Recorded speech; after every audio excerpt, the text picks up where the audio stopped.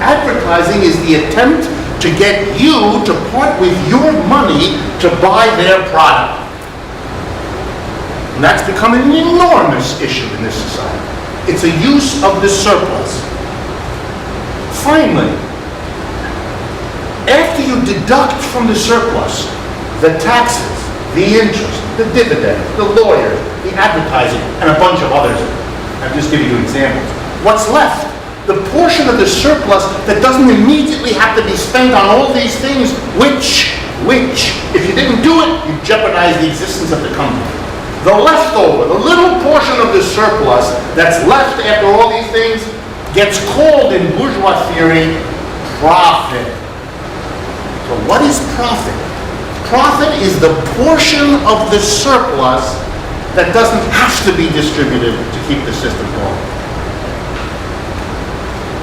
Actually, the profit is the part of the surplus that the board keeps for itself and uses, here comes the language now, to plow back into the company to make it grow.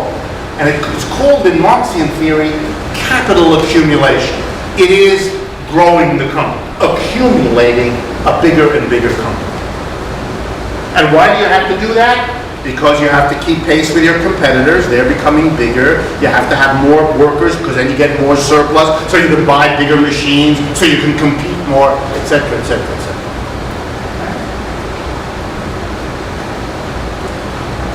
Now, let's talk about this because you'll see a lot about capitalism comes out of it. First, notice that the board of directors, that's their job.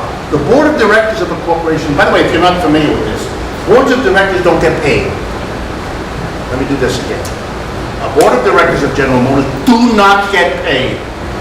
They don't get a salary. In many corporations, they literally get nothing. In some corporations, they get what's called a director's fee. $20,000 a year, 30. Now, for you, that's significant. But for these people, that's the equivalent of a couple of pennies. It's uninteresting. The board of directors is the peak of capitalism. It's an honorific. If you take a look at the people who are on boards of directors of large capitalist corporations, their income comes from another thing they do.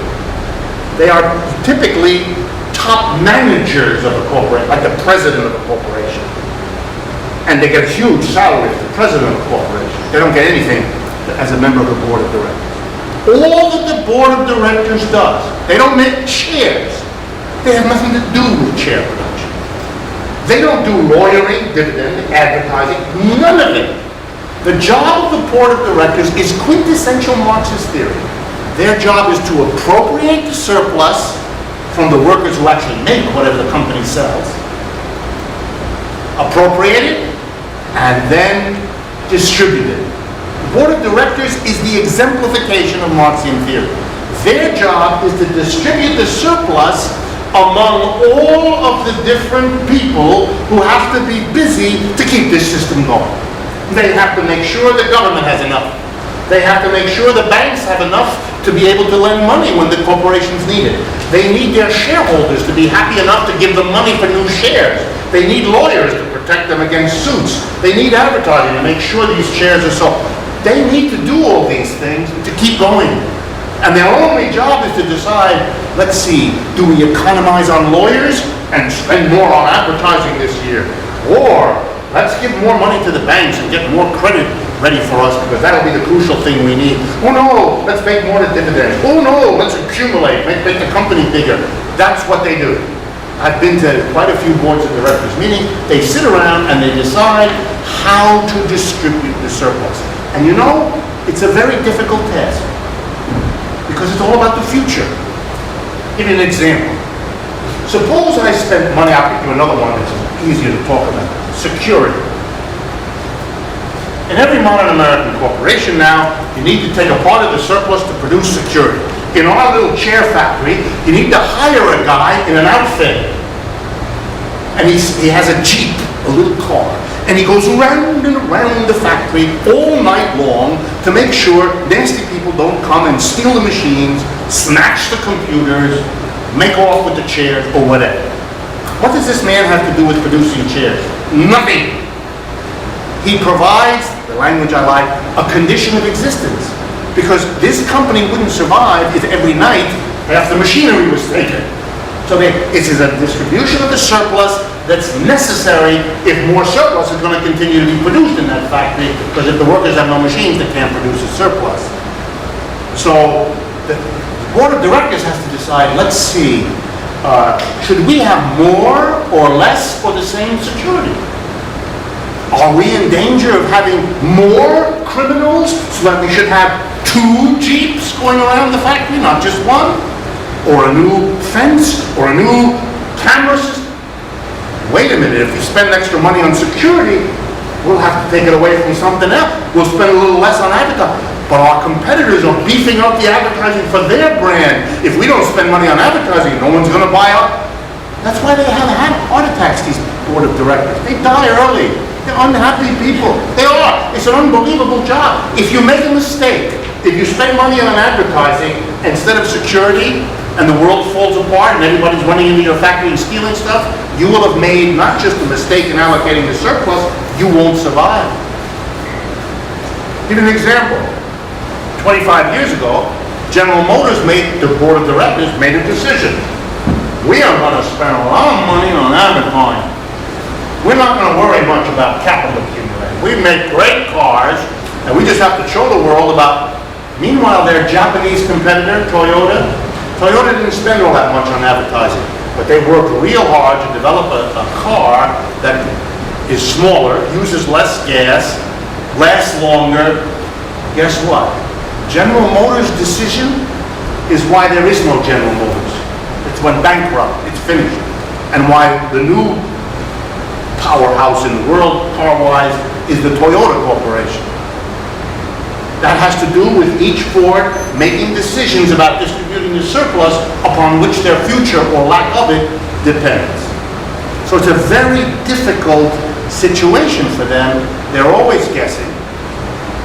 And it's a very powerful thing. Another expenditure that I didn't write here, managers. This is important for you to understand ideologically. Remember I said you hire workers, you buy means of production, you put in the work, you make chairs. And I've given you a list of other distributions of the surplus. But here's a problem. You need managers. Here's why. Workers who work very hard and produce a surplus for you, which they don't get, might, as I've told you already before, get pissed off.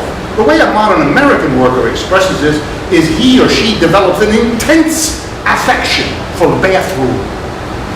And during the day, they take many, many visits to the bathroom, both to do the functions that you're supposed to do there and to talk with a coworker, to smoke a joint, whatever it is that suits your enjoyments.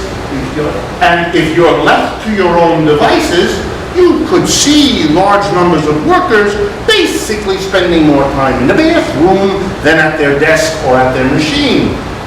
So you need somebody who will say, hey, you've been in the toilet 16 minutes. That should do it for almost anything you could possibly be needing to do in there. Come out. Or to make a long story short, you need supervisors. You need people. Do they make chairs? No, they have nothing to do with chairs. They hound workers. That's a completely different function. Their job is to make sure you work fast, that you work efficient, that you don't spend time in the toilet, that you don't come to work drunk, that you don't talk with your coworker. You all have been in that situation, or you know about it. You need an army of managers. You need people who buy raw materials. Do they make chairs? I have no idea. They buy wood. You need a sales staff, a purchasing department, a supervisory management. You need an army of people who don't produce anything that the company sells. In Marxian theory, this is crucial. These are all people who live off the surplus. They live because the capitalist board of directors that appropriates the surplus from these productive laborers here who make the surplus as they produce chairs, the capitalist board of directors gets it and distributes it to this army of people who do not produce surplus, but live by being given a cut of the surplus of the productive workers. This is very, very important. Why? Because it opens an immense array of insights, which without Marxian theory, you either don't get at all or you get in a very murky form, as I'm going to show you. First, imagine a system other than capitalism, and right away you're going to see something. In this system, workers, because you exploit them, because they feel ripped off. And you know why most workers feel a little ripped off? Because in Marxian theory, they are. This is an accurate grasp, however murky, of their actual situation. You feel vaguely ripped off? Well, take a course in economics, Marxian economics, and it won't be vague anymore. You'll understand precisely. So there's a resistance that's going to happen. You're ripping people off. So now you need supervisors. Suppose the workers were their own board of directors. Just for a moment. That old communist class structure we talked about last night. When the people who produced the surplus collectively appropriated. If the workers were their own appropriators, their need for managers would be completely different.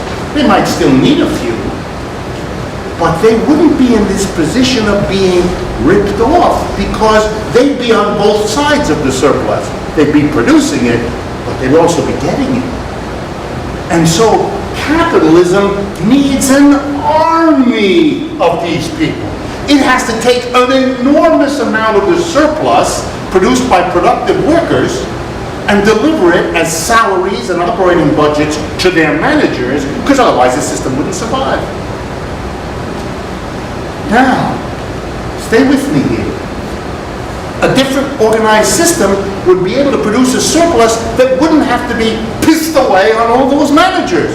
The savings would be spectacular. The alternative way of using this wealth, this surplus, that wouldn't have to be devoted to managers, could create opportunities that the mind can barely imagine. But that's just the one part. Here's another insight. Let's be sure we understand. The manager hassles the worker on the production line to make sure that that worker is making chairs. Don't go to the bathroom. Work faster. Use this equipment. Go over there. Don't come in drunk. You're late. Whatever. But what Marxian theory teaches the worker is almost the worst imaginable lesson.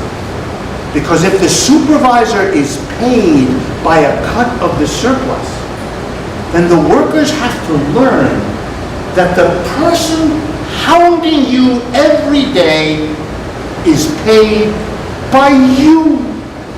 You're producing the income of your worst enemy, the one who never lets you sleep. What kind of a schmuck are you? What are you doing?